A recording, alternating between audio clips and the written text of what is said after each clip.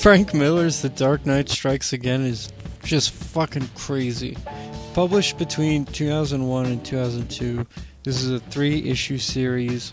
It's a non-anticipated sequel to The Dark Knight Returns. The Dark Knight Returns came out in 1986, and the sequel came out in 2001, so a lot of breathing room there. The book kind of picks up where it left off. We see old Batman fighting Lex Luthor and still trying to convince Superman to fight on his side. Now, I know it's been a joke that Frank Miller has a very unique and some would say questionable art style, but if there's one thing that's consistent in Frank Miller's work, it's mismatched proportions. I mean, look at Lex Luthor. He's just the yellow bastard from Sin City. Most of these characters look like concept art, and sometimes just straight up the same idea reused. For instance, in Sin City, one of the girls uses a ninja star in the shape of a swastika. And sure enough, there's a character in this book using the same specific weapon. That one confused me, because that's a very specific weapon. You have Martian Manhunter who looks like Eddie from A Dame to Kill. Also, reading this really showcases Frank's range, or at the very least the effort he put into this. Some of the reporters and politicians are just blobs with teeth. It's a very confusing art choice.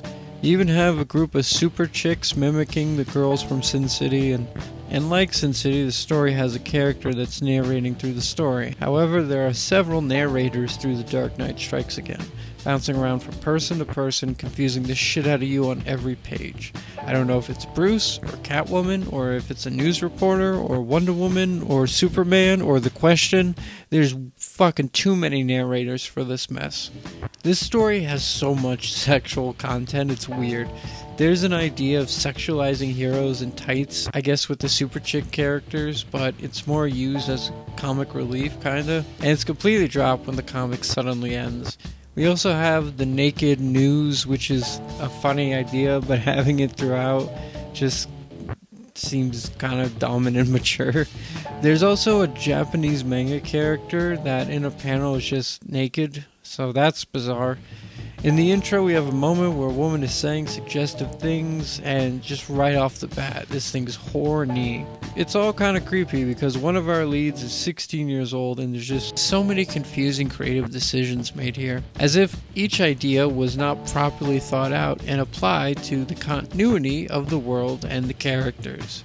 There are so many things this story does. The inclusion of The Question is cool. He's a neat character, but he's really used as a Rorschach parody, and his effectiveness on the story are bare to none, leaving his own segments pointless by the end of the comic. Making Dick Grayson a psycho killer who can't die just kind of makes my head hurt, and including Martian Manhunter only for him to die instantly was so strange.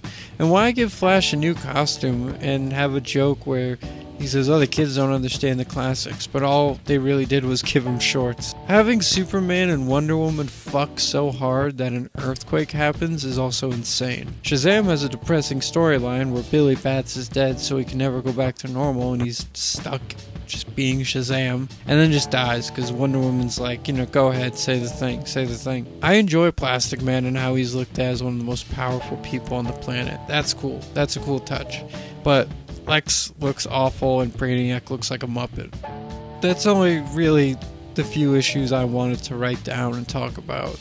I'm sure there's plenty more I missed, and I just can't wait for the next one.